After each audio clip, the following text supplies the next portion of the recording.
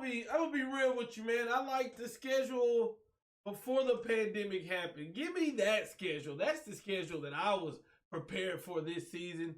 But we do have our new schedule, official schedule released, and we're gonna talk about it today.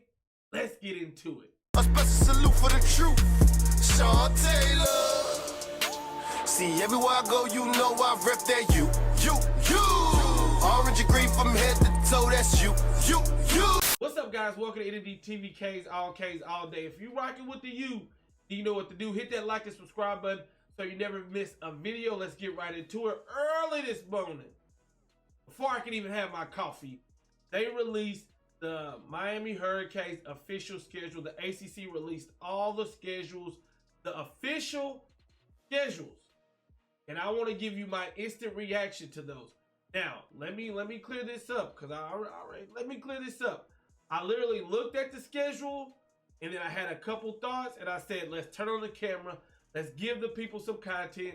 I wanted to give you my instant reaction to the schedule that Miami has to play. Now, for those who don't know, I'm going to put the schedule on the screen, and this is how it'll look. We got UAB, then we got at Louisville, Florida State, a bye week, at Clemson, Pittsburgh, Virginia, bye week, at North Carolina, Virginia Tech, at Virginia Tech, then Georgia Tech, then at Wake Forest, then at North Carolina. All these games will be played on Saturday besides two. UAB is going to be played on a Thursday, and NC State will be played on a Friday. We get two bye weeks. After bye week number 1, we play at Clemson. After bye week number 2, we play at North Carolina State. How do I feel about this schedule?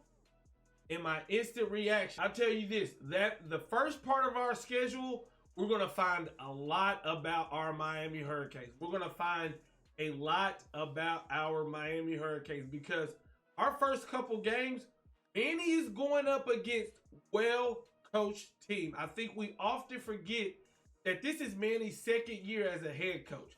The first year didn't go so well. He will be at a disadvantage going up against veteran coaches who, I'm being honest with you because I like to be honest with my family, and I consider you guys family. Manny hasn't accomplished anything as a head coach. He's going to be going up against guys who have accomplishments as head coach. Let's take a look at these first couple games. You're looking at UAB. A lot of people are rolling their eyes at UAB, but Coach Clark has had them on back-to-back 9-win seasons. UAB wasn't even a program a couple years back. They reconstructed that, and he's done good things there. Then at Louisville, Scott Satterfield. Now, we all know him from Appalachian State and what he's done there, but he came over to Louisville last year and won the ACC Coach of the Year, I believe. So, you know, he's accomplishing things at Louisville, although we did spank that ass. But I'm talking about pure coaching. Mike Norvell. Mike Norvell built up Memphis, took Memphis to a New Year's Six bowl game. Do I think he'll succeed at Florida State?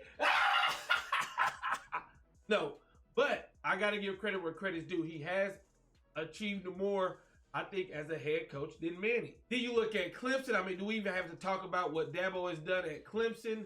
And then also Pittsburgh. Narduzzi's done pretty good things at Pittsburgh as well, including knocking us off when we were undefeated. Sad times, don't want to bring it up, but I had to.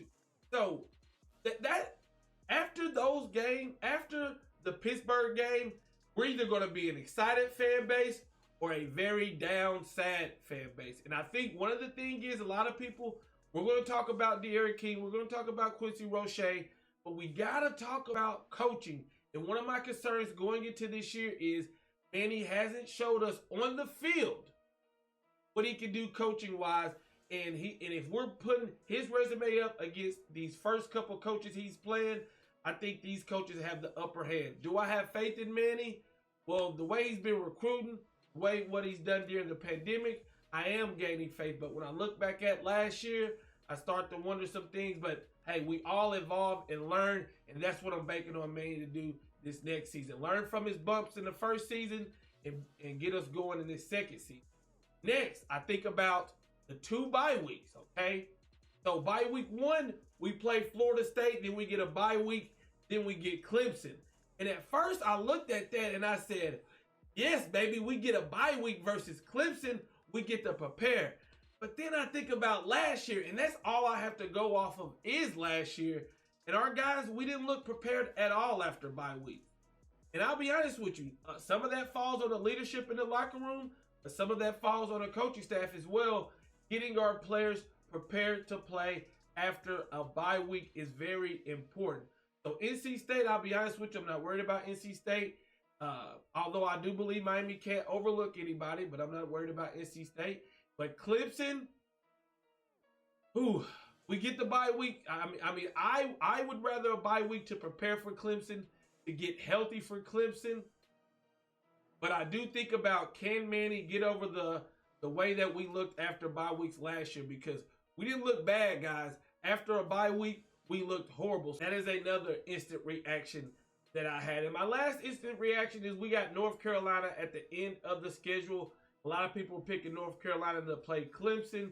So, hey, if North Carolina is what they're built up to be, then Miami versus North Carolina will be a good game for our resume at that point if we're in a position to do good things in North Carolina. So, I do like having North Carolina as the last game because I do think if they have a successful season, we play them at the end, that could be setting us up for a good postseason if we can beat a pretty good team at the end rather than us at the end of the year only playing a Duke or a team like that don't matter. But I think, guys, we're going to find out about this Miami Hurricane team early in the season. And midway through the season, like I said, we're going to figure out if we're a serious contender or if what we've been the last couple weeks. We will find out a lot. I'm still excited for this season. I'm excited for this schedule. I wanted some things differently in this schedule, but hey, we got what we got. Now let's put on the pads. Let's strap up the helmets. Let's get De'Aaron King on this field. Let's get Roche on this field. Gregory Rousseau back. Brevin Jordan healthy. Cameron Harris is more ready than any Kane. I already know it. Let's go.